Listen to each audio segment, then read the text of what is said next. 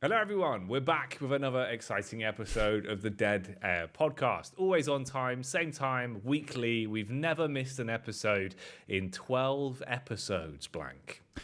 Isn't this like 6, though? Episode 12 episodes, Blank. We've never 13. missed an upload. We've never missed an upload in 12 of them. No, dude, this is going out at the exact correct time. And wherever you're watching it, you will find it and it will be good. I'm assuming. Yeah. I'm hoping. I think it will be. Especially if Jacky is in the Curiosity Shop, as he told me it would be. I am. Yeah. I'm here. I'm sat here. Yeah. Very cool. Very cool. Very pog. I like it. Make the most of it. It will look a bit silly because half of it will probably be cut off on the edit, but it looks really nice right now for me, the way I'm looking at it. You feel cozy. It does actually. It looks pretty cool. Not going to lie. I've got like a really high quality. I've got a rogue can in the background of my shop. Rogue can? Yeah. What are you doing with that? I don't know. Let's see if I can point to him. Oh my god, it's first time. Every time. I'm so good. Wait, cat or can? Can. How do you say can? Can. Can. How do you say can? Can. Like a can. Can of Coke. Yeah, like cannot. Yeah, you're like elongating it though. That'd be like tin as well. Can. What do you mean? Can. Can I have that? Can. You're doing like the can. Can I have that can of Coke? Oh, I can't hear it now. It's really bad. Well, that's how would you say that? Just can I have that can I don't know. Of Coke? It's just a different accent, I guess. Can. Yeah, but which one? Like, can you? Can or you? Is that a can over there, sir? You're boggling my mind. Right now, you're boggling my mind. Right, okay. So look, think about this. Yeah. You've a can, yeah, also known as a tin. Yeah, like tin of Coke. Okay. Yeah, you're dropping like 3 extra A's in there. Right, but can. I have that. Yeah. Can of Coke. How is it different? What do you mean, dude? They're two different same words. Yeah, but there's no change in pronunciation. No? Well, am I dumb? I didn't. Well, like, look, I'm just being real. Like, how else are you going to differentiate? True. To be fair, like you're I mean? just helping the common man right now, which is fair enough. I'm doing no favors. I'm doing no favors for anyone. That's like if you wrote a book using all of the same words, but you never explained which word you meant in particular. To be someone fair, could read it and they go, "Oh, I'm baffled." Lead and lead is one of those. Yeah. A difficult thing which requires contextual cues when reading. I would know. Read a lot myself. Very well read. Of mostly fantasy books. Yeah. Well, see, that's interesting. I'm one of the few people that have written more books than I've actually read. Actually? Yeah. What kind of books you been writing? Well, they're more tomes. What are you on about? I like scroll, my thoughts down. You mean a diary? You mean a diary? No, not a diary. That's not what a diary. That is. No.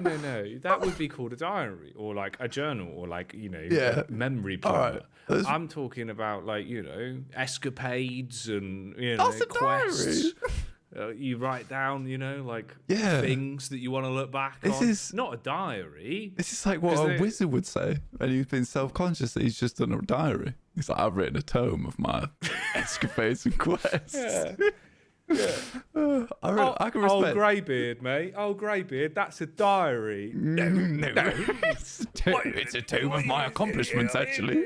It's a tome of the quests that I've gone on, the people I've met, the extensive list of items I've used over the years. That's a diary, mate. What you've written there, that's a diary. And you know what? As wizards go, that's pretty whack. That's pretty whack, bro. Yeah, that's good. What's this wizard going to start doing next? Getting a little Hello Kitten? I had a wizard. Why would he have a Hello Kitten? I don't know, bro. Writing Hello Kitty. Do you want to see writing diaries? It's not synonymous with Hello Kitten. It's actually quite good for the mental health. Did you know that the popular television program by Matt Stone and Trey Parker, known as South Park, obviously popularized the idea of there being a Hello Kitty Island adventure video game way back when they did that World of Warcraft episode. Oh, with Butters, Did you now know that Hello Kitty Island Adventure is real as of this year? No they way. made a game of the same name off the back of the meme. They capitalized on it and made an Animal Crossing-esque Hello Kitty Island Adventure MMO called Hello Kitty Island Adventure. Island Adventure. I almost typed That's real. You can look that up. I was almost typed in Hello Kitten, and I was like, this doesn't sound right. No, it's a kitty. Does not sound right, yeah. Not a kitten. Oh my god, it exists. Yeah, Hello Kitten. Fucking Hello Kitty Island Adventure. Yeah, it looks really good, actually.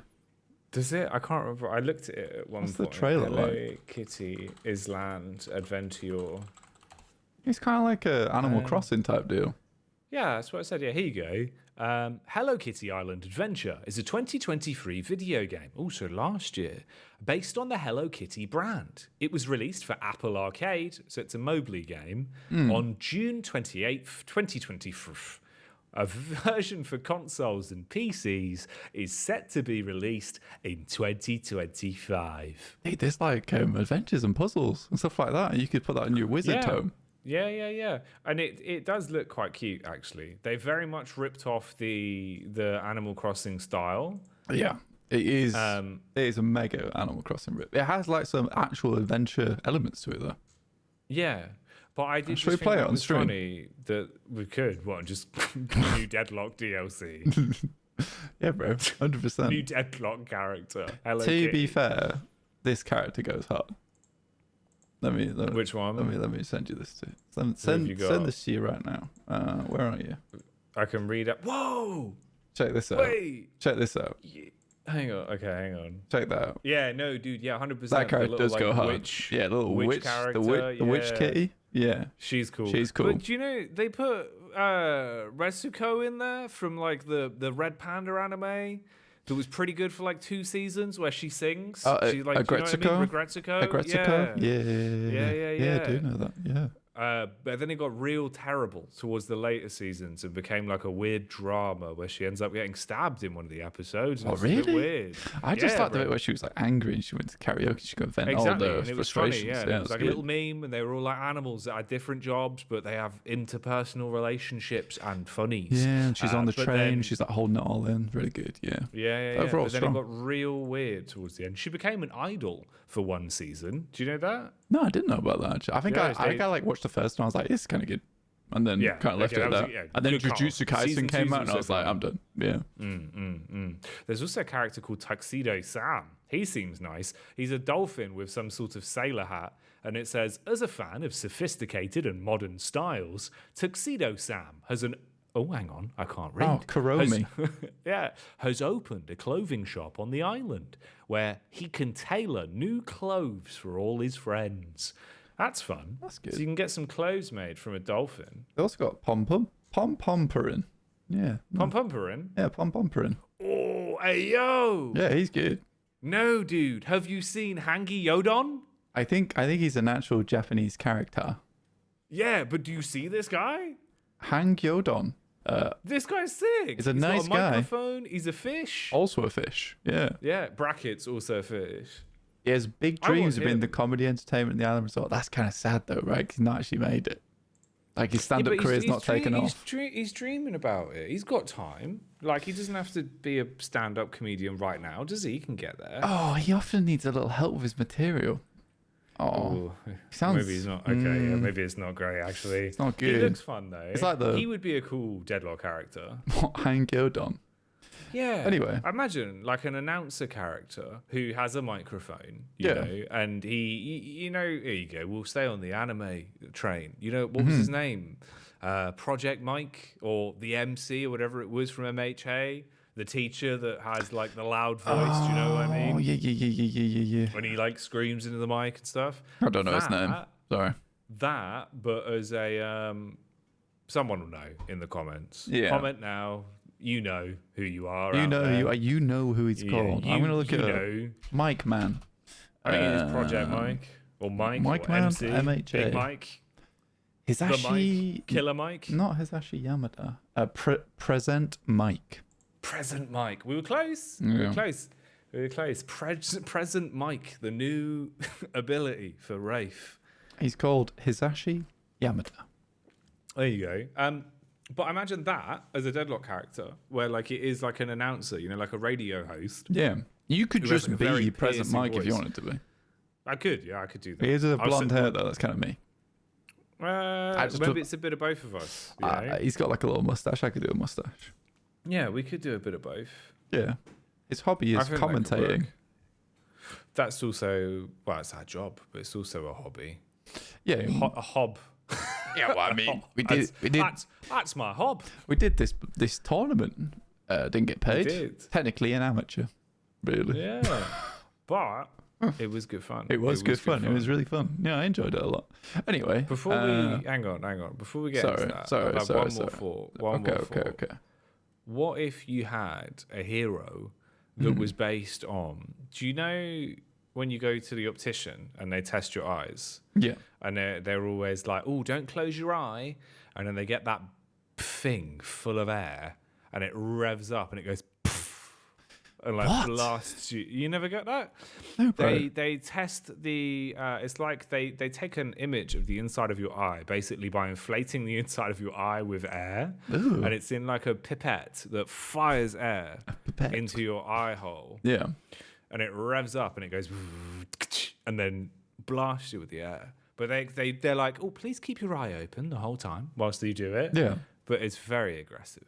So I think they should make a hero like that. What, just pipettes people? Yeah, he runs up to you and stuns you. A big pipette. And then goes and blasts you in the face with a That'd be cool. Like, he kind of has like a lot of air abilities. Like, he's kind of a wind type of guy. Like, he just goes around big pipette. He's just like blasting air at people. THUNDERPANTS, the Deadlock character. Yeah, where's the pants come from?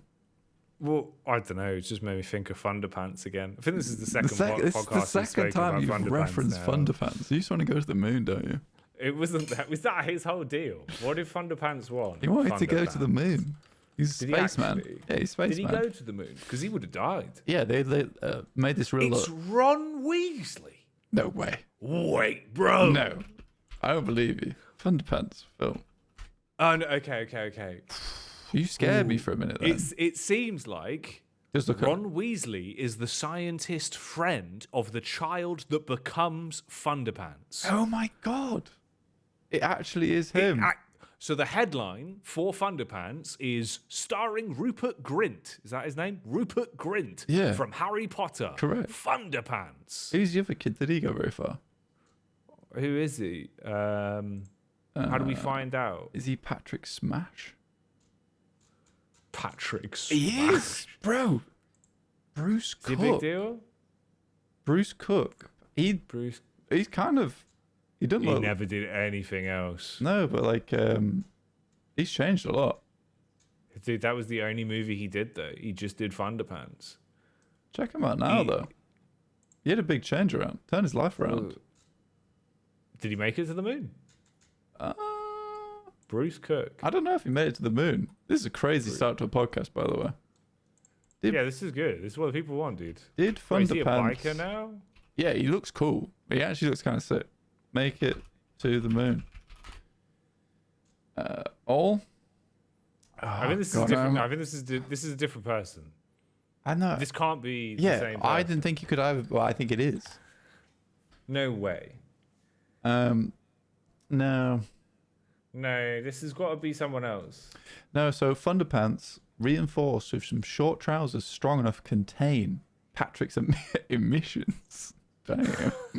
Wait, is this the description for... If you don't know what we're talking about, Deadheads, THUNDERPANTS is a 2002 PG movie. It's an hour and 23 minutes long. I'm going to spoil the plot. I'll have to. Hang on. It's got a 3.8 out of 10 with 6.2k reviews on IMDb. Other platforms to rate movies are available, of course. The description is, before you spoil it, an 11-year-old boy's amazing ability to break wind leads him to first find fame and then to death row, before it helps him to fulfill his ambition of becoming an astronaut. Death row? There's no way. I don't remember that. But that's a mental sentence, isn't it? That sounds like What is that? That sounds like a Wikipedia warrior's been in there and done some editing, in my opinion. That's the only way. That's the quote. That's the quote. There's no way that he could fart so bad that ends up right. You've made such a smell. Prison, mate. This is actually the origin story. 4-7. That's a hanging. You've pooed yourself. Yeah. Oh, mate, that reeks. Oh, that's not right. Get him to the gallows. Get him to the gallows right now. The Queen just going off with his head. Anyway. Oh no, hang on. Sorry, it'd be Charles now. It would be Charles. Yeah, quickly, get him off to the gallows, dear. And then eventually Charles does knight him because this is. Listen, boy, I've never seen anyone that's actually able to fart quite as strong as you. This might be the first time I've ever made a mistake, actually. No, mate, I've just seen a screenshot. Oh my God, this has sent me west. It's good, right? What is this? Anyway. What? Look at this. Look at this. No, look at that. Look at that screenshot. Show me that. What is that? Show.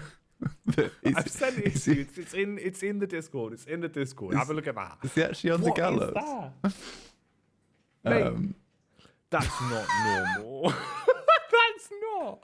That can't be. We're gonna have to do a dead air watch party of Thunderpants, but oh yeah, we will at one point. That is an insane photo. Right. All right. So this is the rest. Welcome to the tournament recap. The rest of the film's really good, but this is the ending. Then we'll get on the tournament recap. But okay. Eventually, Patrick learns that Alan went to the US to assist a mission and this is terribly edited. A mission where astronauts who are trapped in outer space, and Patrick finds that his condition may be of use to the spaceman in peril. So that's like a little snippet from what happens at the end. But what? Why would him have? Why is his gas so uncontrollable? Wrong. But like, you can't just put someone in a spacesuit with some sort of mechanical arse enhancer that turns that turns their gas into some sort of flame-based projector propellant. because they would not. You just freeze and die on the way through space. Are they saying that he became the rocket? I don't remember the movie. Yeah. I feel like I really don't remember the movie. I feel like I don't remember it either. Yeah, but it exists. No, you wouldn't. As long as you're in the spacesuit, you know. It costs $7 million. Yeah, they use real space petrol. What would that be like? $7 million. The old hydrogen. The old hydrogen was used. I don't think he's producing pure hydrogen. No, there's no way. That's mental. It's methane. So he's doing pretty well, actually. Purely on methane. Absolutely mental. Did they send him up there with like some way to get back? No, just to keep the methane rolling. Like, did they have like Brussels sprouts taped in the suit that you could nibble on? He's just nibbling on sprouts constantly. Anyway. The whole way through space. Remember, boy, don't stop eating them sprouts. America depends on it. Yeah, I mean, I don't know why he's Scottish. Wee laddie, you better eat them sprouts, like. To be fair, if this was modern day, he would be taken away and used as like the next nuclear power plant. Wait. They would have trapped him. Hang on. I've just found this. I'm scrolling through posts due with Thunderpants. There's a Facebook post here on some sort of Facebook group where clearly someone's had some misinformation. And it has a screenshot from the movie, man, with a tagline that says, inspiring story. 11-year-old boy's amazing ability to break wind may have helped him complete his dream of becoming an astronaut from 2021. That's awesome. Mate, that's mad. Dude, you just have to get a real good... Please, can you, like, edit it? So you zoom in on his face, please. I'll add that. This photo. Yeah, I'll put this image. This needs to be I'll an put emoji. this image on screen. This is what we were laughing about. This needs to be an emoji in the Discord. It's just so ridiculous. We should recreate this somehow as one of the characters. Recreate because look at it. Look, imagine this as Infernus. You know what I mean? Just Infernus with the concussive combustion. Send I've got an idea for a rebrand, guys. You ever seen the hit movie THUNDERPANTS? They're there going, hi, Dead Air. No, could you send some sort of explanation? We send them that clip. They go, that's great. We'll work that in. they were like, yeah, we understand that all your characters are final. We're making this would be an awesome addition to Inferno. We've been having a bit of a brainstorm. Now we're thinking, Flame Dash. Have you ever seen Thematically. the British movies known as Harry Potter? And they go, yeah. And we go, great. We're not thinking wizards. Don't do wizards. But what you could do is have a fella who just farts big flames, and we'd call him Bernie Butt. What do you reckon of that? That'd be good. I'd enjoy that. Maybe he died mid-passing. Maybe gas. he died. What, like Elvis Presley on the loo? Well, that's how it worked. Real? Did Elvis die on the toilet? He did, yeah. He was eating a half-pounder as well. That's probably why he died. That's not right? a joke. No, he died. He died because I'm pretty sure it's to do with his diet. It went mental. I can imagine that. Elvis Presley. Oh, yeah. Cause of Oh, death. God, yeah. Here you go, mate. Elvis Presley was found dead in his bathroom after living off of a diet of cheeseburgers and Coca-Cola. Other brands of drink are available, of course. But experts have differing views on the exact cause of his death. Yeah, they're pretty. So what they're speculating at the time, we didn't have a lot of information on this, but what they speculate now is that it was a painkiller abuse. I think it was, if I'm remembering correctly. I see. Yeah, because back then they were just like, oh, he's down on the toilet with a half-pounder. He just ate too much burgers, didn't he? But they didn't realise the emotional turmoil poor man was going through because he got a bit too big, a bit too quickly. Anyway, that got quite dark. That did, yeah. I'm so well, sorry. that's what happens. That's what happens when you bring the king of rock and roll into things. Yeah, it's true. What a that's legend! why What a legend! You need the king of metal, mate. Oh. Ozzy Osbourne. He's Ozzy still Osbourne. going. Yeah, shout out Ozzy. Shout I out Ozzy. love Ozzy. He's good. Yeah, he's fun. He's awesome. He's a good lad. Well, meant to go see him, but I cancelled. Oh yeah. Yeah. Oh. He cancelled. It's funny how obviously, they always tell you to be careful in case a bat bites you, right? Because they can carry rabies. But obviously, he just took it one step further, didn't he? Bit the bat. Bit the bat. Yeah. Yeah. Which is kind of like bite the bullet in a way, but a bit more squishy. Yeah. Oh, there's places I could go with that one, but I'm not gonna. No, not ideal.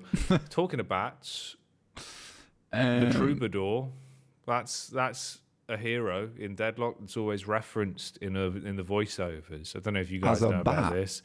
Yeah, they refer to him as a serial killer, known only as the Troubadour.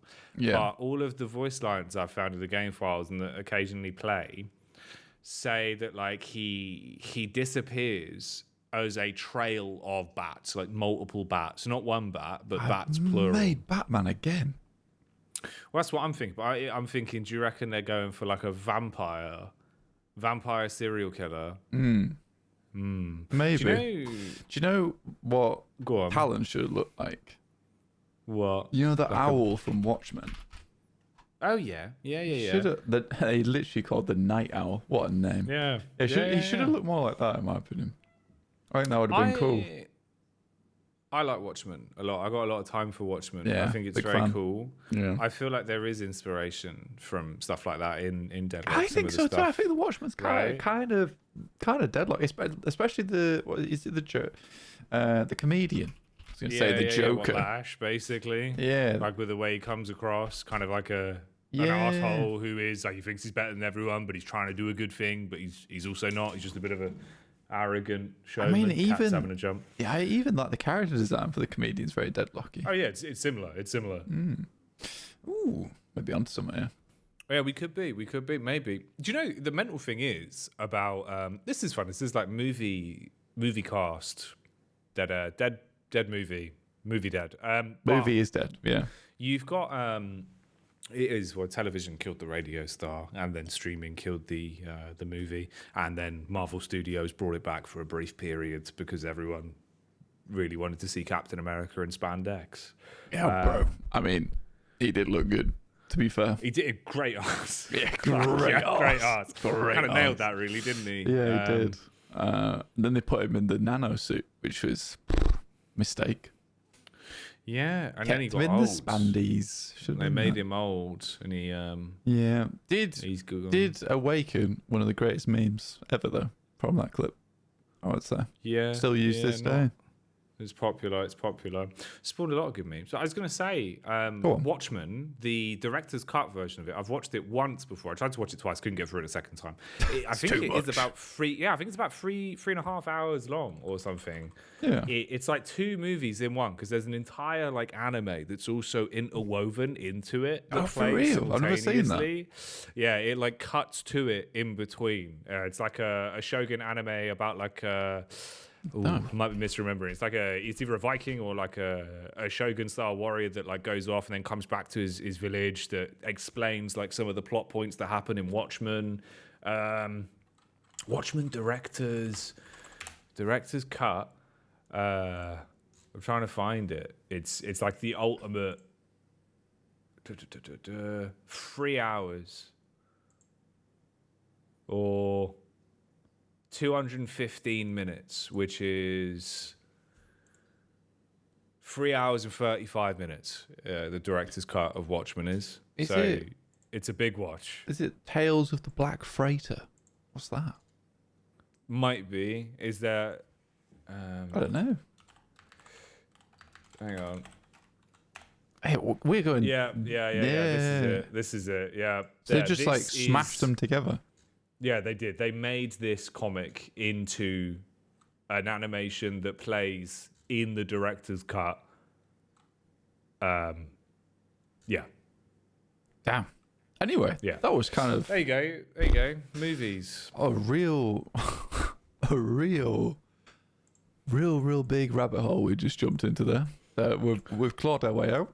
I think that was good. It was People good. like that. I like People that. enjoy that. Yeah. If you enjoyed that, let us know. New comment of the day is watch space men. Actually, don't do that one. Maybe just watch men. Just no all space, one word. no space. Or no, actually, hang on. Comment. I was going to say I watched Watchmen the movie. Just comment. I watched Watchmen the movie. All caps. So we know that you've heard this part of the podcast. Either that or just Thunderpants.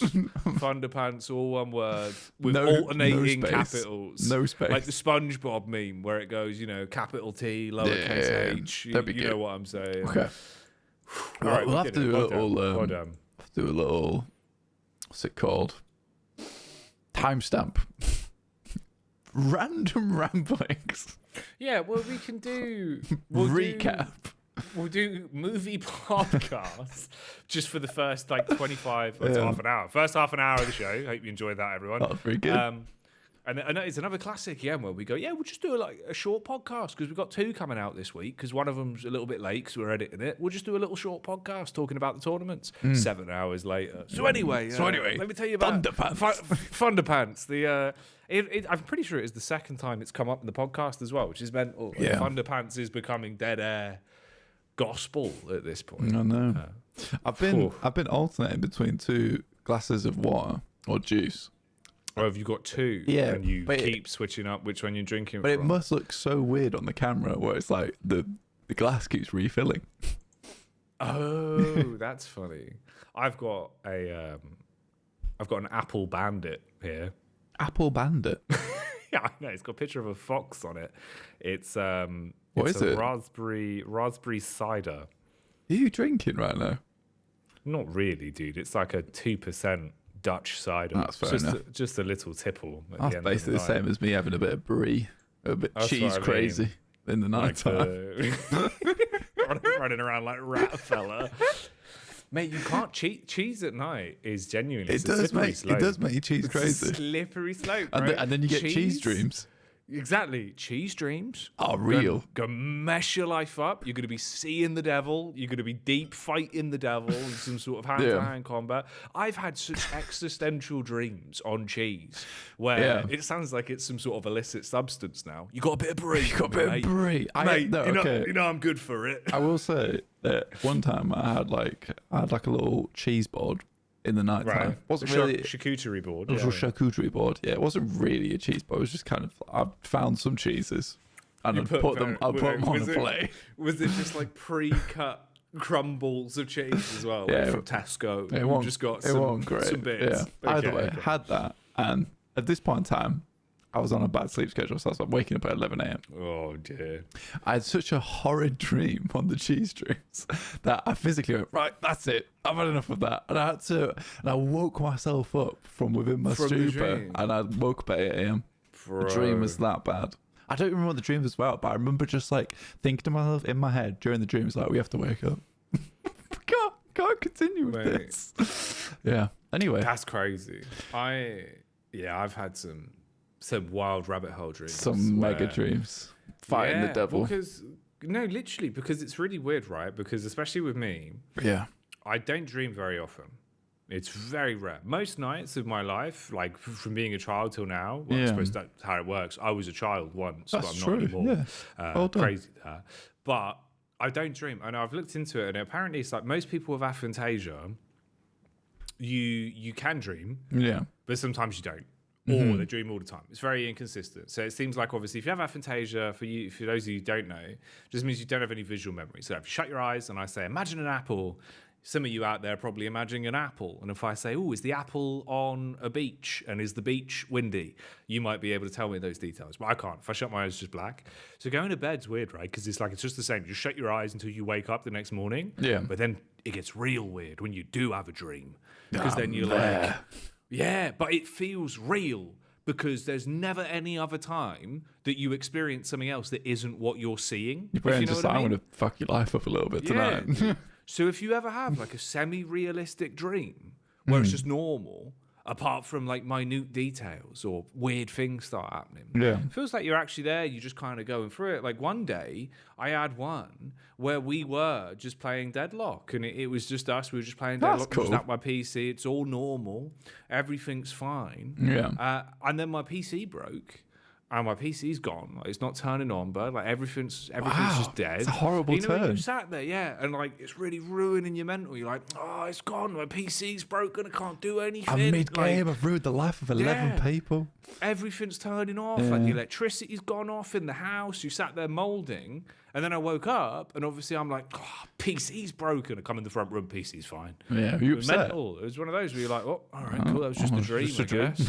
It was just a weird dream. I had one when I was younger. I still remember, dude. All of London was being attacked by dragons, and the entirety of London was being burnt down by dragons. Yeah. It was me running up these winding steps up what seemed to be some sort of big chimney the whole way up. Yeah. And I got to the top and then woke up. But I later realised I think that was based on a movie called like Reign of Fire or something, which is about dragons invading London that I guess I must have seen when I was a child. And that dream's just somehow been stuck in my brain ever like since. that your brain's just filed that way. Like, I'm getting with this one day, actually. Freak him out with the dragons burning London. I think he's forgotten about it. I think he's starting to bring out the dragon dream. Yeah. Dude, you know what I mean? I thought just someone sat in your head going, right, time for the dragons then. He's having a bit of a normal sleep, isn't he? Don't ruin his life. I thought you could like drop a little bit. You were like George, George of Wales. You like pulled out the sword and you started going wild. Well, he wasn't Welsh, was he? Because the Welsh worshipped the dragon that George slayed, didn't they? Probably. I'm probably getting my lore really mixed up right now. Should we look this up? If you're Welsh, send in an email. Let us know. I thought it was St. George. Isn't it St. George? St. George kills the dragon. And it was him. And he killed the dragon. Kill dragon. Yeah, there you go. St. George and the slaying of the dragon. Where was St. George from? What was his deal? Why did he hate dragons so much? Where is he from? St. George. From Turkey. All right, here you go. Okay, so according to the legend, St. George died at the hands of someone in 287 AD. The legend tells of a dragon that was causing terror in the city of Selene in Libya, and the people had to sacrifice sheep Eventually, humans were also being sacrificed to the dragon to appease it. Now, the king's daughter was chosen to be the next sacrifice, but St. George saved her by slaying the dragon with a lance. Yeah. The king was so chuffed that he offered him some money and gave him some treasure. But instead of taking the treasure, he just gave it out to all the townsfolk. What a good guy. I wonder what the dragon actually was then. Probably a big lizard. Me and Dan have spoken about this. A Komodo dragon. Like a Komodo dragon, maybe some sort of like hybrid lizard. Wow. You know what I mean? Why they've got like this Komodo dragon that's just sacrificing people. To be fair, 270 AD, you've seen how big the Komodo dragons are right now. I reckon the Komodo dragon was quite large back then. Because they still would have been pretty close to... No, I'm not going to say that. They would have been nowhere near close to dinosaurs. They still would have been closer to dinosaurs than we are today. Yeah. They would have been larger, probably because of the climate as well. Yeah. Maybe it was hotter. Maybe. Speculation right now. Hard to know. Yeah, this is the speculation part of the podcast. What do the scientists?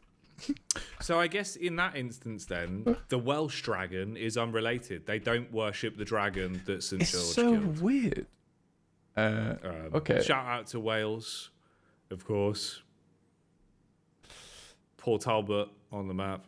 Unfortunately, such events are so distant and heavily mythologized that whether or not there was no inciting event actually happened or not, it's pretty much impossible to say. It sounds like a Wizard Tome diary. Does no one have a picture of the dragon? No, there was a lot of paintings drawn about the dragon. People were drawing the dragon? Yeah. Well, paintings were the picture of yesteryear. They were, yeah. People were like, well, here's George and knife right in his eyeball. Pretty cool. So anyway, I've decided to draw a picture of this gargoyle, but I've done it in a bit of an interesting way where you can see the curvature. Steve, I don't think you should be drawing the gargoyles like that, mate. You sure? I reckon people would love this. Why is it breathing fire and got big wings? Dude, I'm not reading all this. This guy's done like a really awesome and very well summarized thing, but it's like breakdown of the lore. It's like bloody 10 paragraphs. I might read this later. You can do it in your own time. Yeah. Some of the mythology is good. Maybe we could do like a mythology episode where we just we talk about myths and mythos and mythology and mythbusters and being mythed. Anything myth related. We could do an episode on myths. Oh, my cat's opened the door. The cat's broken in. He's broken in. I'll show him to the camera. Pick up the cat. Yeah. Collect the cat. Show off the cat. That'll be good. Yeah. That's what the point is. Like, you got to see how it. Oh, bud. Have you thrown the water over? Haven't you? Oh no! Has he spilt the water everywhere? Yeah, he has. He's got really wet feet. Has it gone on your keyboard? No. Wow. Wait, what water? Where was it? He's a big boy. Was it on the floor? No. What he's done. He's got all over my joggers now. Is that what he likes to do is, you seen those cats that like when they go to drink water, they like do the little scrape on the floor? Yeah. Yeah. Do you know what I'm talking about? Put his hands in the water bowl and tip the bowl over. Yeah, because he's so massive. It causes problems. I got a solution for you there. Yeah. You should get. We've got one. It's big. It's like an electronic water fountain for the cat. Yeah. It's small. Will only drink running water. He's pretentious like that. Yeah. He likes running water. But to be fair, if I was a cat, which I'm not, but if I was, I would like to drink my water from a running tap. You would, wouldn't you? A still bowl. So I feel like he deserves that luxury as well. He doesn't like it. We actually had one. Not a fan. None of them would drink from it. It was really weird. Kubo would. He drinks from the normal water anyway. Okay. Yeah, I think so. I think they just didn't like it. Maybe they thought it was like some sort of demon. It was just evil. Yeah, like, it's making noise. Because some cats just don't like the sound of running water in general. I think it just freaks them out. Yeah, I think so too. Anyway, he's just staring at me now. Classic moves. But yeah, anyway, I'm going to close the door. Well, okay, close the door. I'm going to close the door. I'm going to shuffle him out as well. Yeah. Pick up the boy, move the boy, shut the door. We'll close the metaphorical door on derailing. Do you know there's a litmus test actually that people do? You know where you can have those tests that's like, would you pull the lever if it meant that the train car would change direction? There's one that's going around at the minute which is literally like, would you return your shopping cart or not? That's been around for a while. Is that, yeah? I've only just seen that recently. I've seen a lot of people that seem to just, no, they would never return the shopping cart. And it's kind of interesting that you could gauge a lot from a person based on would they go the extra minute to drop off a shopping cart that technically would gain nothing for them, but obviously be a bit more helpful, wouldn't it? Oh, my camera's gone crazy. What's it done? It refuses to focus. It's all right. It's not all right, bud. It's fine. You know, there we go. It's done. Not everyone will be too upset. Watching. Yeah, I'm sure some people are just at the gym. Yeah. Just getting it sorted. Yeah, I did. So this has been around for a while. Okay. It's a really funny, very funny green text from back in the day, and I love the test because it is correct because there's no emergency, and there's no reason to take it back other than that you're a good lad. All right. Yeah, it's just doing it for the better of it. Just makes it easier for everyone. Even on days when I'm a bit grumpy, when I don't want to take the shopping cart back, I still do. It's the right thing to do. Yeah. It would be rude not to. It really would. Yeah. I've closed the door. He's opened it again. He's used his big fat paws and he's physically opened the door by the handle. It's like a battering ram. He's just opened the door by the handle. So he's not leaving. Swanned in. Yeah, okay. So he's just staying. Can't block him out. Well, that's fine. He owns the house, I guess. No, that's all right. He can stay. There's no pressure. No cat ban. No, yeah, we like cats here. All right then. Well, recap time. Yeah, hello everyone. Welcome to the Dead Air podcast. Today we're going to be doing an episode talking about do most podcasts start 43 minutes in, or is that just us? Yes, I would say so. Okay. I think like most they have like a lot of this preamble. Probably not as chaotic as ours, like I would say. Yeah. Ours is definitely like, there's probably like the ADHD subreddit that have just sat there like, yeah, these two are great. They're the same as me. Which we are. I have medication in the house. That's true. Right here in my hands. There you go. I've not been taken. I was going to say we're like the yin and yang. That's probably why we've been double worse, because we're different like that. You have a medicine. I have a willpower of just believing it will be fine. I actually haven't. Just keep going. I haven't taken this in 2 months. When I do take it, I'm like, yo, this is kind of crazy good. But then I'm like, what if I got a little bit saucy with it? What if I got a little bit crazy today? I didn't take it, and I just don't ever take it again. It's pretty bad. Forget. I suppose that's the problem, because you've got to, obviously, it's requiring you to actually remember to do it as well. Yeah, you got to take it in the morning, and you can't have fizzy drinks. That's the killer for me. What does that mean? You just can't in general? You can't have it like 2 hours between having it. So it's like I can't have a fizzy drink in the morning, which is usually my go-to. Was that your stomach get all bubbly? So like even it's a caffeine. It's the caffeine actually. Oh, okay. Yeah. Right, that makes more sense. Yeah, all right. Caffeine goes a bit wild with it. So I have done it before, and I felt like I'd just finished a race, but I'd perpetually finished the race. Just heart beating. Yeah, I'm palping right now. So I was at the end of the race. I'm huffing and puffing. Doesn't stop for like 6 hours. Oh, that's not good. You'd be like Darth Palagus the Wise. Yeah, it's kind of a good one because you sat there, people are wondering what's going on, and I'm just like, I'm fine. I'm good. Yeah. I'm good. I'm all right. Yeah, everything's fine actually. Yeah, get through it.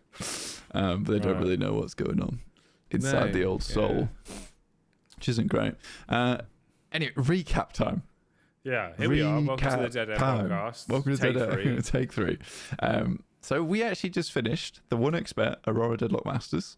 We did. And again, we did not get paid for it. We did it out of the good of our own hearts. For passion, for fun. We were just for fun. Covering the English side of things. They were polite enough to let us. They really were. Let us broadcast it. Obviously, they didn't have to do, but it meant that the English audience could enjoy it as well. And it's obviously sick for us, right? Because we want to commentate. Damp wants to host, so it was fun. And obviously, it was really good fun. players, like high MMR games. Cool to see. I suppose what we would describe as the tip of the iceberg for Deadlock Esports, I suppose, right? You know, right we've now, had Community Cups, but this was kind of dipping your toes in a bit further. Yeah, dude, I think that people are really getting into it. And some of the Community Cups are actually getting like some pretty fantastic players in now as well off the back of this, because I think more and more players are like, there's actually a scene. Can I go find some stuff? I've had messages off people saying like, how can we get involved? And I'm like, probably not the greatest guy to ask right now, but these are the places I can point you towards at least. So yeah, this is sort of the pinnacle for now, at least, in terms of players and what I've been able to actually watch, which was really fun. And again, just to let you peek behind the curtain a little bit, the guys from Aurora are really nice. They finished us the stream and we messaged them all and everything, and they've just asked us basically what can they improve on, what can they do better, and we're going to send all that information across. And all we can expect is that the one expert Aurora Deadlock Masters is just going to get better over time, because I think they want to do more in the future, which is going to be really, really fun. So watch out for that. We may or may not be doing it. We don't know yet, but we'll find out hopefully soonish. But yeah, they did announce publicly as well. They want to, like, obviously they were saying they intend to run more of them, which is sick. That's actually really cool, because I think having any of these kind of repeatably sustainable cups early on into Deadlock will be great, you know, because you build up an environment where, for some of these players especially, a lot of interestingly, outside of the players that are moving over, that have obviously, you know, kind of had their time in esports or in other games before professionally, Deadlock already is showing more initiative in terms of players that were super young when other games were established. So they're finally getting a chance to break in as a tier 1 talent in this game. So, you know, we were even talking about, we were saying, like, as soon as you get like the Zoomers in, dude, even just being able to compete, I think Deadlock is going to synergize really well with that, because it's a competitive game in an old school way, which we haven't had for a while, but that means that it's very addictive because you want to get better and you feasibly can outplay someone in a numerous list of ways. You know what I mean? Like movement, gun skill, item synergization, team comps, teamwork, team communication. It's all there. And I think now we're finally getting that, which is something we've missed in gaming for a while. You're seeing a lot of people come in and get a springboard that hasn't existed in a long time. So it's very cool to kind of have what feels like old school esports in the modern day. Everything about Deadlock's felt very old school in the way it's been handled, to be honest, which has been refreshing, you know, even back when we were like privately messaging on a forum about patch notes. It feels like we've not had this stuff in decades, really. Yeah, I think that the cool thing about it, and definitely what you touched on there, which is the case of, you know, it's not figured out yet. I think that we've had a lot of releases on games where, you know, I'm probably going to really upset a lot of people right now. Do forgive me. It's either a Dota 2 clone, it's either a League of Legends clone, it's either a Counter-Strike clone, or it's a Valorant clone, right? Yeah. And Valorant sort of just snazzier CS. Let's put it that way. It's Counter-Strike with spells. It's Warcraft Counter-Strike. Exactly. But Deadlock, although still relatively in the MOBA genre, right? It's something new. Completely something different. It has a sprinkling of everything. All the genres combine into one to make something that's physically and viscerally different to everything.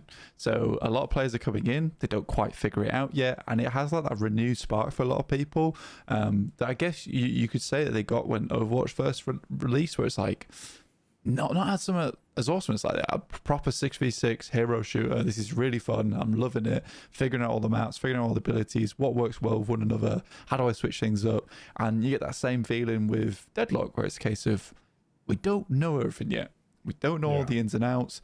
And that also what was this this tournament was really good at, was showing us like how do these top level players play the game, because no one really knows how, which is the funny thing. No, it was. I think that was for me the biggest eye opener, where there's a bar of things that people could do better already. In some instances, you notice gaps where this kind of hidden pool of information that different people do different things or know different ways to outplay or counter or think their way of doing it is the best way. There's already so much that the more we get optics of watching these events, commentating these events, having these VODs available so people can prep and improve and take things from everyone's game to make an amalgamation of what is the best formula, it's going to get really interesting, because you can see some individuals that are ahead in different categories. In a weird way, the professional scene of Deadlock right now kind of feels like if you were playing a car game like Forza or something like that. You know how you have like points in handling, and that'd be a really big bar, but maybe your speed bar is only about halfway, but your I don't know, your exhaust fumes are good for the emissions are all the way at the top. Yeah, like stuff like that. It feels like people specialize in different things and are very good at particular things, whilst maybe lacking in some other places. Whereas some players are more well-rounded, some players are better at certain other things.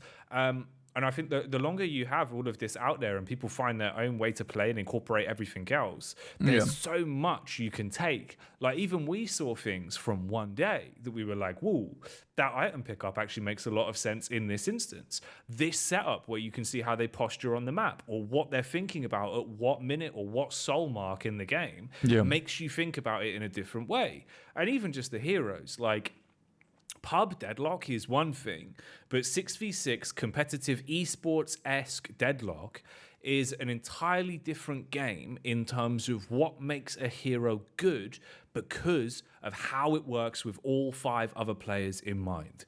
And that was really the most interesting, is seeing who was the cream of the crop, who wasn't really ever brought out once. Like, no McGuinness picks over the entire event kind of makes sense. Kelvin being arguably the best champion in the game by far because of his utility. Like, it gave us so much stuff to look at and go, this is fun. I want more. I want more so I can make more decisions and speak about it more, you know? Yeah, because it's nice, because out of the cast, I think this is around about 27. I think I'm correct on 27 heroes currently in the roster right now that we have. Out of the 27, I think that we saw a good 18 of them, right? All played here to a high level, considering you can't have mirror picks either. In Deadlock, everyone has to pick a different character. But not only that, you've got the 6 characters per team and also the 4 bans. So you have effectively 14 characters that are deemed to be useful at any one time. 21, by the way. I've had a count. 21. Damn. Yeah. So 75%. Yeah. 75% of the cast there are useful, which is super curious to me. Yeah. And also very, very good in terms of longevity. And even that 75% that is useful is just off of one ban phase, because we saw, I think, 7 separate bans come out during the tournament. 7 different bans, at least, that went through. 4 games, all with 2 bans per team, all with 2 maps only played. Yeah. So yeah, I mean, 7 different bans in terms of like the unique characters that we saw come out in the bans. Yeah. I'm just thinking in terms of the picks and bans we actually had, how many VOs we had there. But that's a decent size, like sample size. Yeah. Considering we didn't really have many before. Yeah, it was wild. It was seriously wild. And it was also super. It was just generally enjoyable to watch.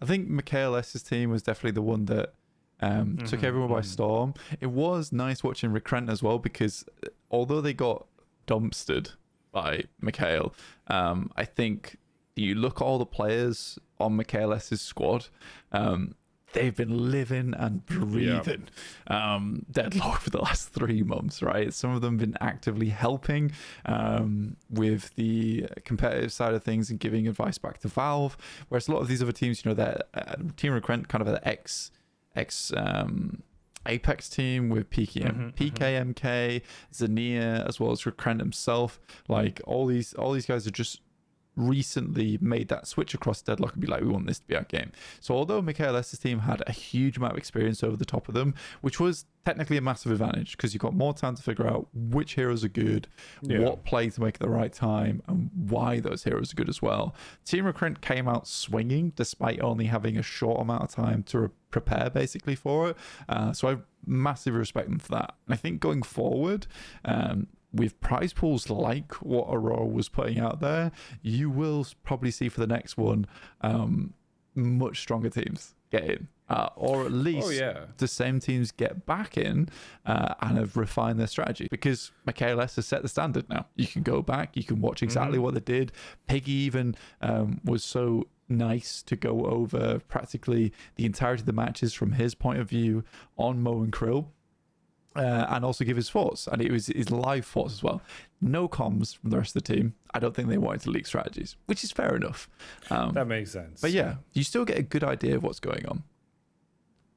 No, 100%. I think it's really cool, and it's also nice that in an interesting way as well, a lot of these guys like that are putting the hours in, you're seeing them already showing, like, you know, if you get invited to one of these invitational events, you want to turn up and play, but you also want what's best for the health of the scene overall. And it's very cool that you've got people like Piggy that have already shown, like, they're super switched on in terms of he's making his own videos. Yeah, shout out Piggy, go subscribe. Like, yeah, 100%. Like he made a little settings guide. He's doing stuff. He's making content. He's one of those players that's coming in. Already you can see like natural talent at the game, but very switched on in terms of communication, the way he sets himself up.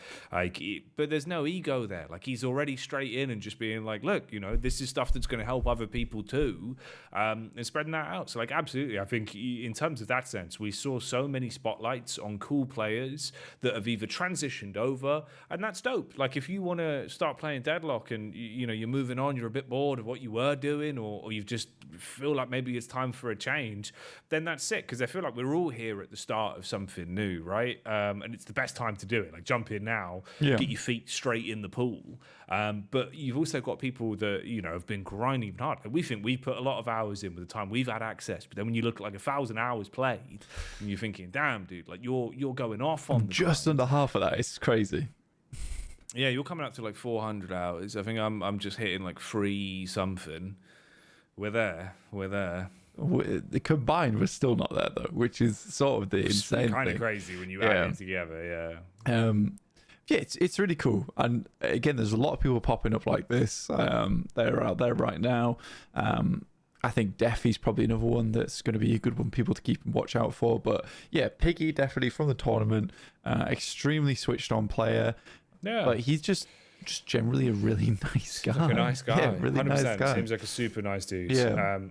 We can leak it as well. I'm pretty sure we're going to have an interview with him coming up. I'm not sure at what point it'll be. Maybe it's already on the channel. Maybe it's coming soon. But I know there is an interview that's being done. Damp's doing an interview with him. So that would be super sick as well. Because obviously, like, you know, we've had limited interactions with him. But there's a lot of stuff that I think would be super cool to ask him as well, because you've got someone there that would understand answers, and he's quite articulate as well, so being able to kind of give answers to those questions would be sick. So keep your ears and eyes peeled for that. There'll be a nice interview that will be going up on the channel at some point for those of you that are interested in the competitive side of Deadlock. Just like some thoughts on even like why some picks are so strong, what he thinks maybe needs to be toned down in terms of like playstyle. Those type of things are going to be really, very, really interesting, because I know that Leafer went out on record already and said that just some of the cooldowns are too short, which they absolutely are. I think some cooldowns are so short where it's a point where you can't play around them.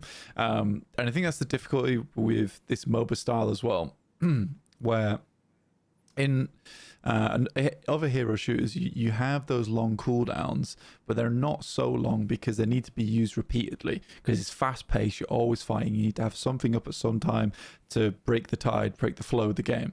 But in a MOBA, you realistically want it to be a case where, right, they've used their ultimate, we can maybe push here. We have a brief moment of respite. I think the only ultimate in the game right now that sort of makes sense cooldown wise, and even still he's very strong, is Dynamo, right? Base cooldown of Singularity, 180 seconds. That's 3 minutes.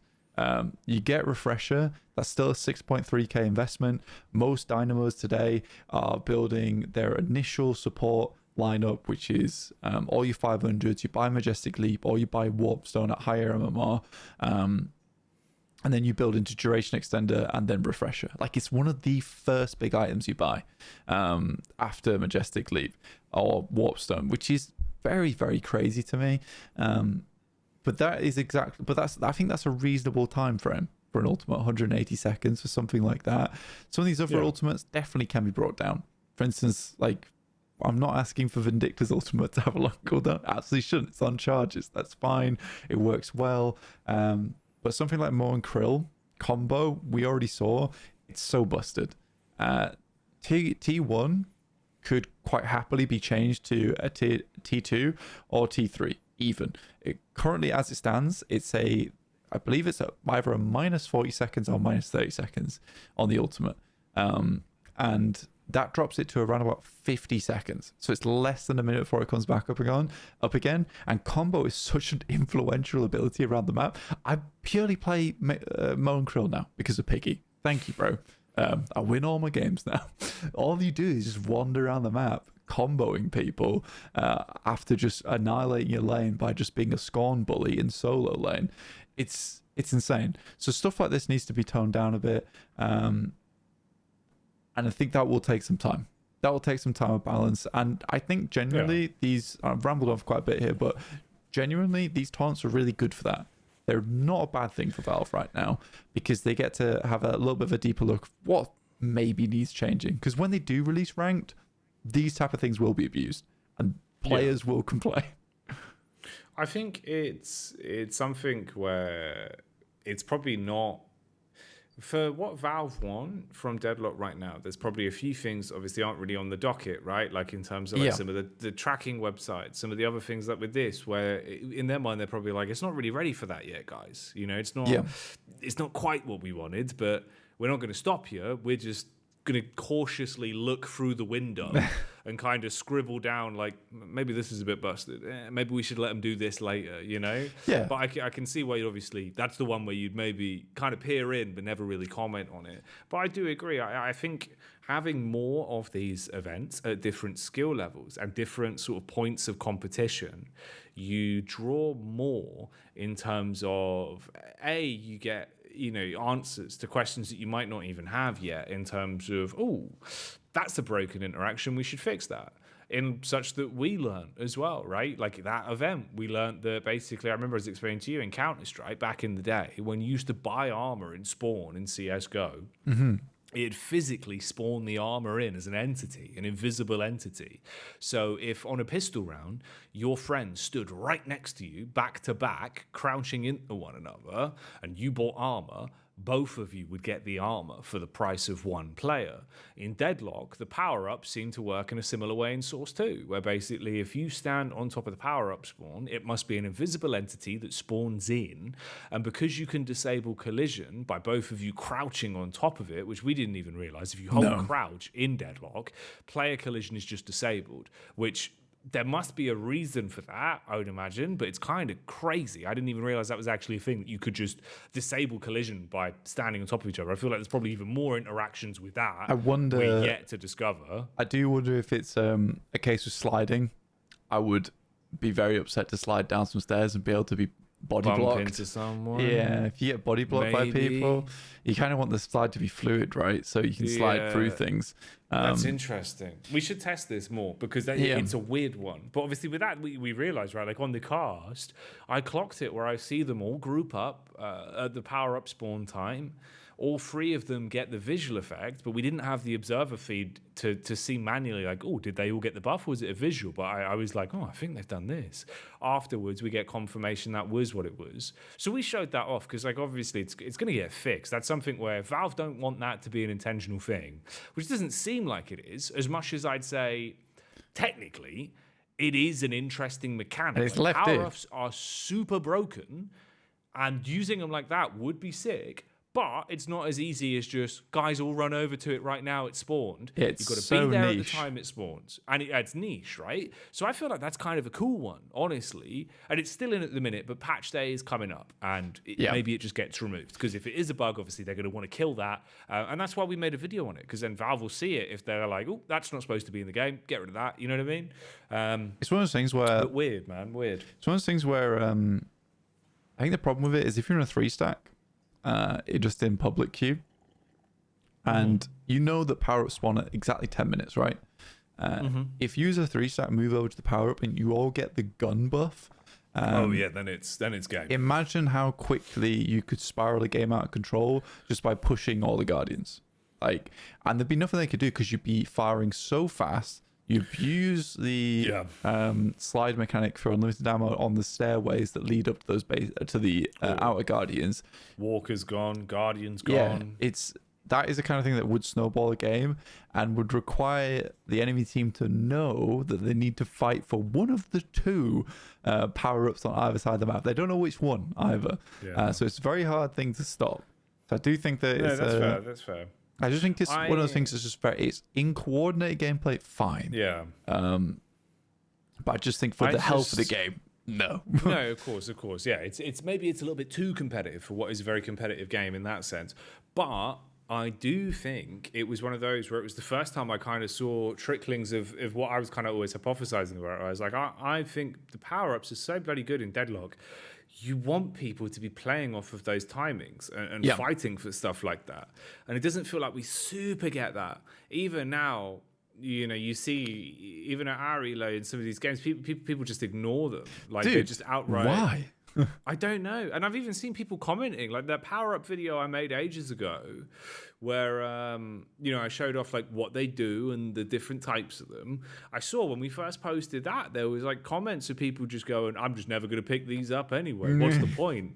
And it's like, dude, do you not realize how strong this is? What are you telling me? If I'm on Dynamo, I'm clamoring for the casting buff. Yeah, because you see that purple? You're like, I want it. So it reduces the cooldown of Singularity when you pick it up by 20 seconds. That is so ridiculous. And also increases the damage of Singularity when it goes out. It's a wild increase, and it's something you should be going. If you've got long cooldowns, you want the casting buff. If you're doing bullet damage, you take the gun buff. They are incredibly strong. Even survival is crazy. It's like fortitude for 3 minutes. Why not?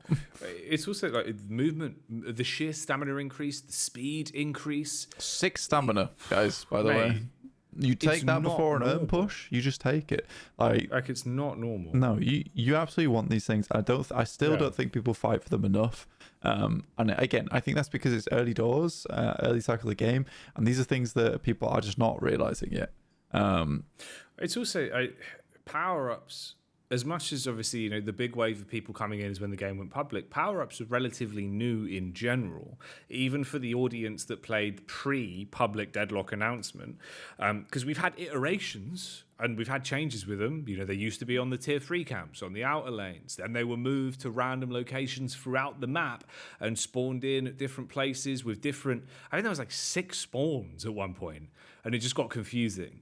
Then they moved them back to the bridges and added the bridges with the new models and changed how they work and keep buffing them. Every patch, they buffed them.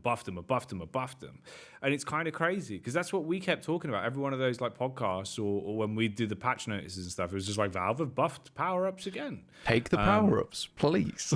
Yeah. At what point are they going to have the data that says, people are picking these up? But it's interesting. I'll tell you what we did see that I didn't think we would see, and especially based off everything else we've ever said about Deadlock, magic carpets. Magic carpets were actually super viable as an engagement tool and an escape tool, which we've always said they should be, but they just felt like they never were. And they're the rarest thing to see bought in pub Deadlock. We saw magic carpets proven to be viable. Wraith engage with a magic carpet, mate. Normally. Yeah.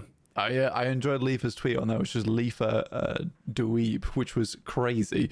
The Dust, the Dune movie reference there, which was kind of insane. I liked it a lot. The engage on that is sweet though, and it does work on Rift. I actually built it in a couple of my games, which was a case of going very, very well, because it doesn't mean you have to use your project mind to engage. You use the magic carpet to engage, and you engage from like an odd angle. If you get the tier 5 on the telekinesis, you're lifting several people at once. So they don't expect that play where you drop from above and you lift like 3 people in a team fight. You tear people apart. You absolutely tear people apart. I also noticed that they were building into Divine Barrier. A lot more people were building into Divine Barrier in those games as an item pick. Extremely strong, removes a lot of slows, a lot of incapacitates, a lot of immobilizes, which is very important for people who want to get out of the way. So for Vindictors, incredibly important item, allows you to get some of your movement tech off with the limited stamina you have. I do see a lot more Vindictors building into superior stamina now though, so which is very helpful. But Divine Barrier, incredible. So not only does it help like a squishy get out of those horrible situations with basically a cleanse. It's not quite a Lincoln's, but what it is a small cleanse for slows, immobilized, etc., which will get you out of sticky situations and also give you a chunky bullet and spirit shield, which a lot of them were like taking in favor of debuff reducer.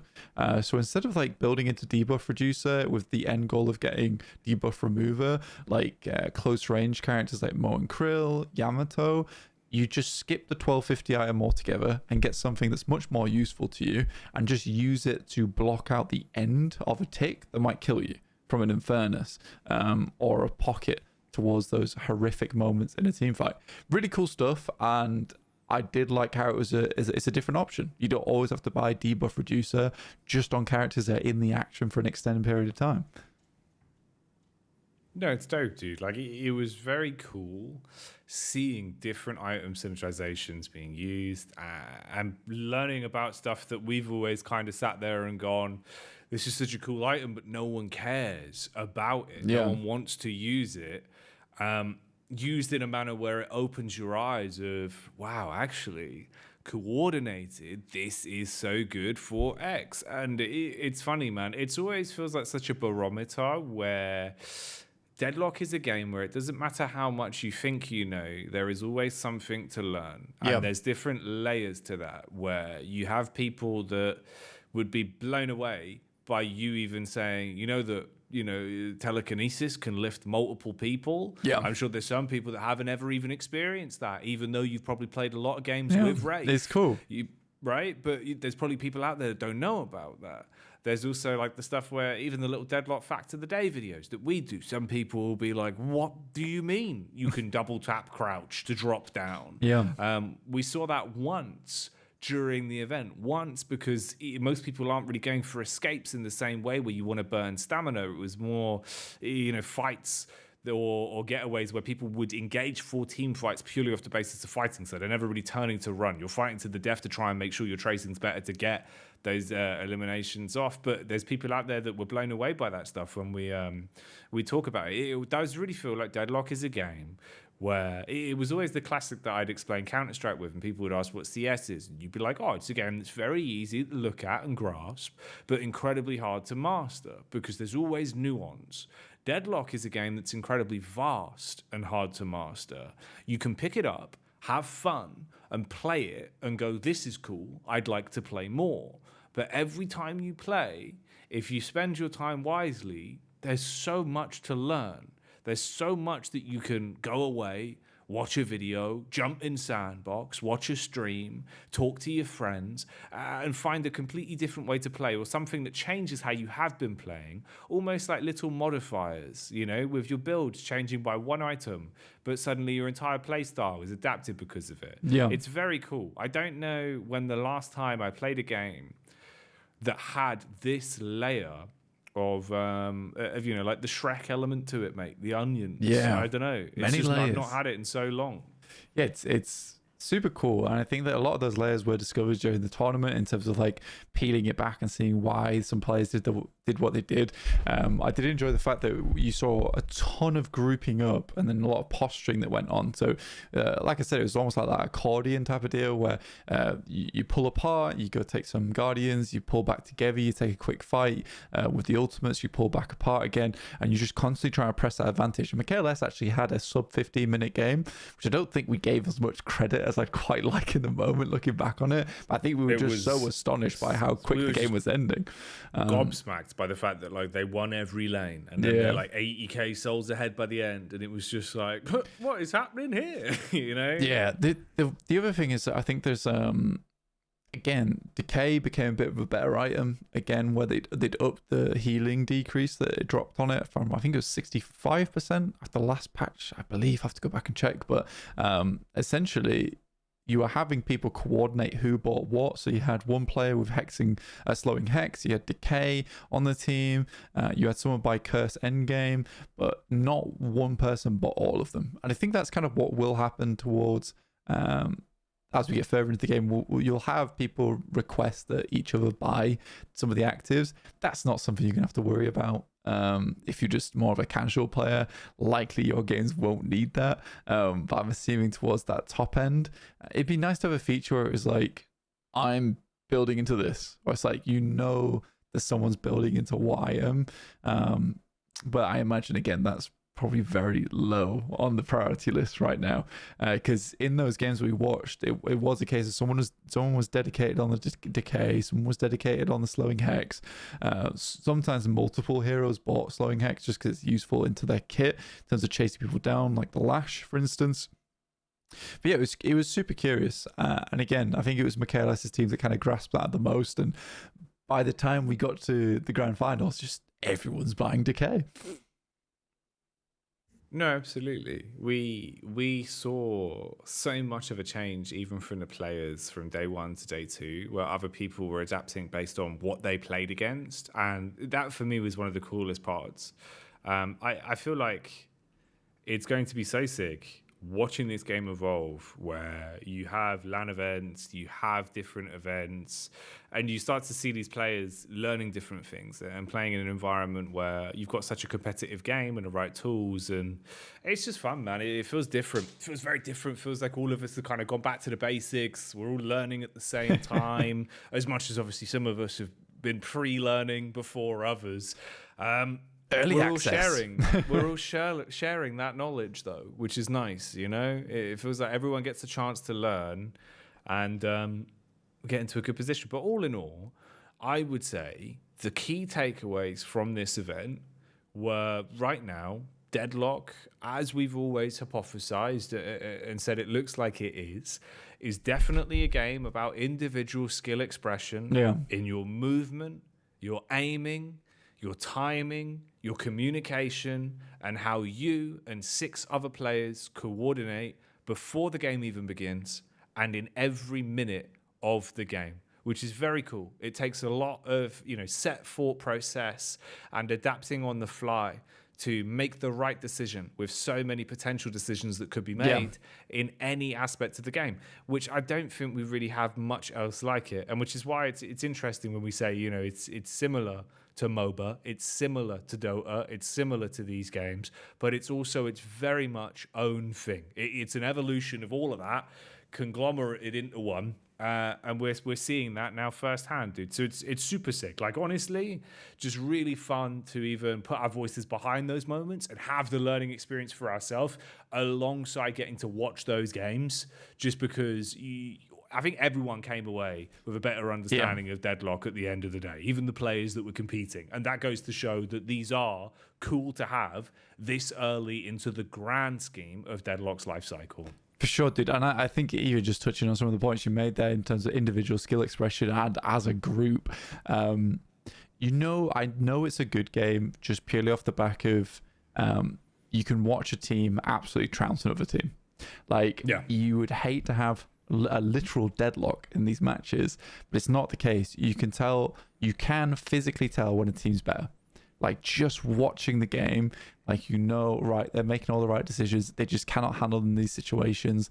And that level of difference between what we would say quite a few ex-pro players and current pro players from other games, like being able to have that difference in gameplay just shows that, again, it has those layers to it where you can easily field tier 3, tier 2 and tier 1 events, because there's going to be vast skill differences between all of them, and I'm really excited to just watch more of that, because I imagine some of these climbs up towards the top are going to be some worth remembering from some teams that come out from the woodworks and just destroy everyone. Like, there is probably a team out there right now who is better than Team MKLS. And you just don't know it yet. It might be that Team MKLS is just on top of the world, and that team does not exist right now, but it might exist in the future, because we've not had enough eyes on the product, even though there's been a huge amount on it, but not enough people have moved across and fully dedicated that time like Team MKLS. But mostly, I'm just excited for Team MKLS to play against a team that meets up to their expectations. No, definitely. And we'll get that. We will get that. Like, you know, it's the start, and there's going to be a whole lot more to come from it, but it's super dope. It's so fun having a game that has elements from arena FPS that I've kind of missed and haven't had the ability to describe in commentary in such a long time as well, that you notice so much more in terms of the aiming, the movement, the way players think about the game. It's very sick. There's a lot to look forward to. But there you go, everyone. That's kind of our summary. This was supposed to just be a recap of the tournament overall and kind of a summary of everything. But instead, you basically got like a double-ended book. One side is dead movies about THUNDERPANTS and whatever else it was we spoke about. It was a mythos. Some stuff. And then this side is obviously the other side of the cassette. There you go, it's a cassette. Flip it around. Willy Wonka side A is movies. Willy Wonka side B is what we think of Deadlock Esports based off of the first sort of big tournament. I say first big tournament because obviously we've had many community cups. There was a Bet Boom Cup as well, I think, that went on about a week ago as well. So there's been things, but this was by far the biggest prize pool and I think the biggest viewership we've seen for the game yet. Mm-hmm. Use the word yet, obviously, very operatively. Yeah, dude. I mean, I'm sure there's going to be bigger things in the future for the entirety of Deadlock. And I actually need to watch more of those tournaments that are happening on the side as well, because I know there's some really good players in there that I'm aware of. But yeah, I'm just honestly really enjoying how, again, the community is unfolding, and you guys at home watching the video, listening to the video in your car, whatever you're doing, we really appreciate you, and we'll continue to appreciate you. I mean, even the little article that we had written by a very nice UK journalist, it's just very surprising. I think that's the whole sentiment through the article, is that we were very surprised to get this kind of reception. The amount of people that enjoy the content, and we hope that we can just bring you more cool tournaments in the future that we can cover, because we love 100%. Deadlock.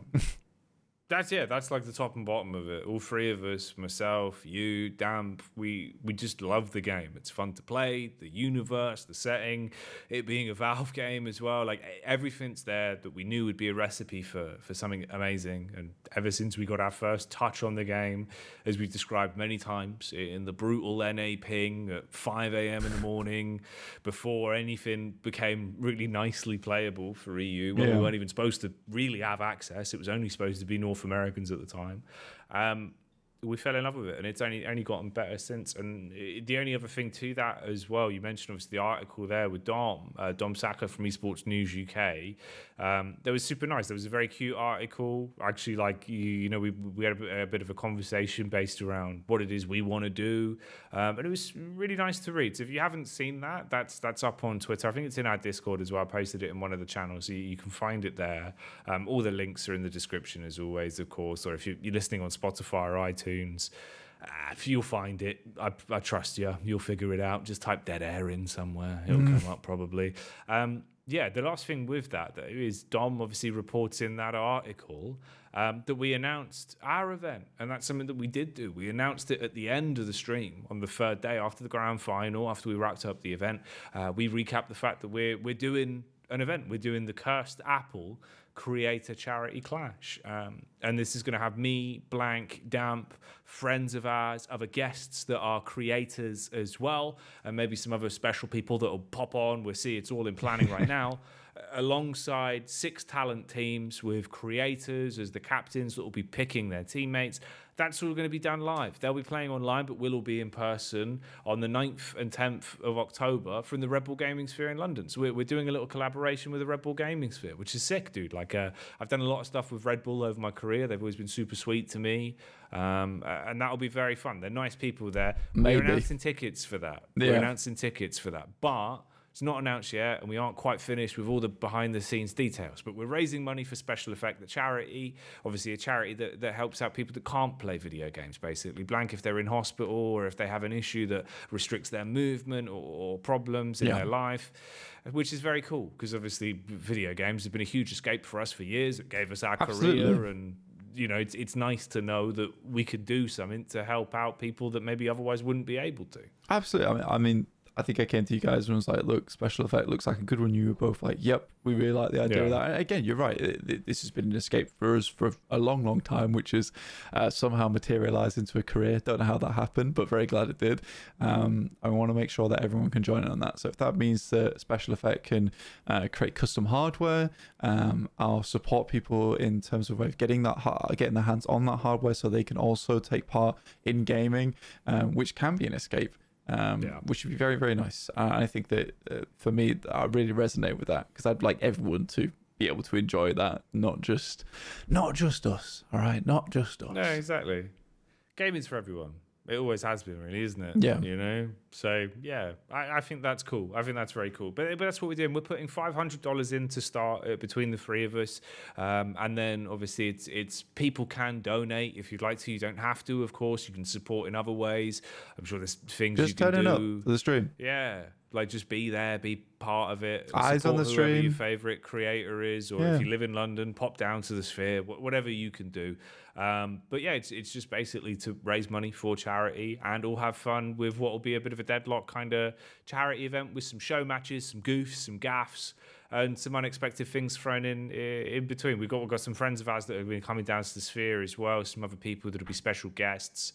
So yeah, there's a lot going on, but we thought we'd announce that here as well. We mentioned it on Twitter, we mentioned it on the Discord at the end of that stream. But that's what we're up to. That's what's going down. I think we're also going to be providing some help with the Deadlock Core tournament that's coming up. It might be late on the podcast, depends when we post this, but we've either commentated it or will be commentating one half of the bracket for that as well, which is going to be fun. That'll be nice. We get to see some North American Deadlock there, Blank. We do. We get to see NA in action on good ping as well, because I do think that during the Aurora games, some of the ping was a little bit difficult for the NA teams. I think the bottom and tail of it was the top and tail of it, sorry, is that the EU teams kind of were slapping, but the ping might have had something to do with that. Could have been a problem. The Nis are a little bit harder with higher ping, we'll put it that way. But still, it would be nice to see all NA teams and get a feel for how they play the games, which I'm very excited for, honestly.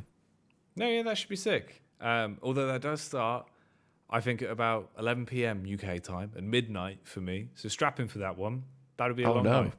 Oh no! Yeah, found that out today. So, if you're American, you're hearing this. We will be live at American times. So come join us for what should be a bit of fun this weekend. I think that's the 14th and 15th, which is Saturday and Sunday, late at night for EU. I think that's like 6 p.m. Eastern time, maybe. But either way, details somewhere. We'll tweet about it. We'll retweet something, whatever happens. But that's it. There you go. That's the Deadlock movie review and esports adjacent podcast. One of two podcasts you might get this week, even though we're never late and always on time and haven't missed a podcast in 110 episodes. Yeah, 120 at this point in time. We've done great. We've done great so far. We're definitely not filming this at 2 a.m. 3 a.m. for you. 3:01 here. Right. And on that bombshell, I think that's it. Thank you all for joining us, of course, though, virtually. Well, you're all watching virtually, but if you're listening or whatever it is you're doing. In my room, make yourself known now. We did go live on iTunes, though, as well. Since the last episode, we're now on iTunes. We had some people, the Deadheads, asking it for us to be on iTunes, and we are now on iTunes. If I say it enough, maybe you'll find it. iTunes. And Spotify. iTunes, Spotify, YouTube. I mean, that's everywhere the podcast is. There you go. That's it. Also, we might be doing a live special Depends on what happens, but you'll find out. When we hit 10K on YouTube and on Twitter, because they're both growing at the same time, we'll need to do something to celebrate, because obviously you guys are the reason any of this is happening. So maybe there's going to be a live dead air. We'll let you know. We'll find out. We'll plan it. We'll see if it works out, Blank. We love you, 100%. Thank you so much so far, and we'll see what happens, like you said. Yeah, right. See you later then. Ta-ra.